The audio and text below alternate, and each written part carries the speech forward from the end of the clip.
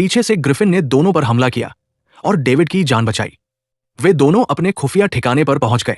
David ने देखा जहां जहां से जंपर्स गायब होते हैं वहां एक निशान छूट जाता है जिसे जंप स्कार कहते हैं।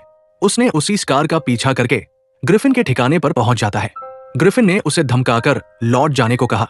डेविड मिली के पास लौट आया और उसे वहां से निकाल आया, पर इससे पहले कि वो कुछ समझ पाते पुलिस ने उसे पकड़ लिया। पूछताछ में वो कहता रहा कि गलती से बंद हिस्से में चला गया और तभी वहां एक बड़ी अधिकारी आई। डेविड ने देखा ये तो उसकी मां मेरी थी। मेरी ने धीरे से कहा, तुम्हारे पास सिर्फ 30 सेकंड है। उसने हथकड़ी की चाबी दी और डेविड आजाद होकर मिली के पास चला गया, पर अपनी सुरक्षा के लिए उसने मिली को घर वापस भेज दिया। रोलैंड विलियम के घर जा पहुंचा डेविड के बारे में पूछताछ के लिए। विलियम ने कहा, मैंने 8 साल से अपने बेटे को नहीं देखा। डेविड ग्रिफिन के ठिकाने पर गया और पूछा, ये पैलेडिन्स आखिर हमारे पीछे क्यों पड़े हैं? ग्रिफिन ने बताया, ये लड़ाई हजारों सालों पुरानी है। पैलेडिन्स बेहद धार्मिक लोग हैं। उनके मुताबिक एक जगह से दूसरी जगह गायब होने की शक्ति सिर्फ भगवान के पास होनी चाहिए, किसी इंसान के पास नहीं, और इसीलिए वे हर जंपर को मारने की ठान बैठे हैं। डेविड समझ गया, मतलब अब विलियम और मिली दोनों खतरे में हैं। वो तुरंत अपने पिता के पास पहुंचा।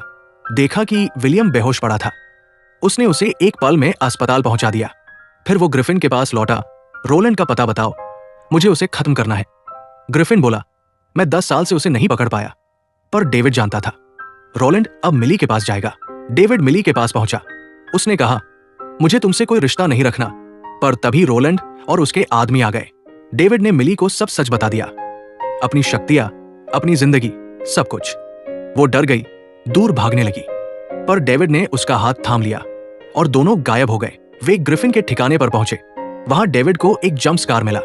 उसने एक डिवाइस उस कार पर लगा दी ताकि उसी रास्ते से वापस जाया जा सके, पर मिली को वहां देखकर ग्रिफिन भड़क उठा। ये गलती हो गई, अब पैलेडिन्स यहां तक पहुंच जाएंगे। और हुआ भी वही। रोलैंड वहां धमका। उसने डेविड को तार से बांधकर छत से लटका दिया। ग्रिफिन ने फ्लेम थ्रोअर से रोलैंड पर हमला कर दिया।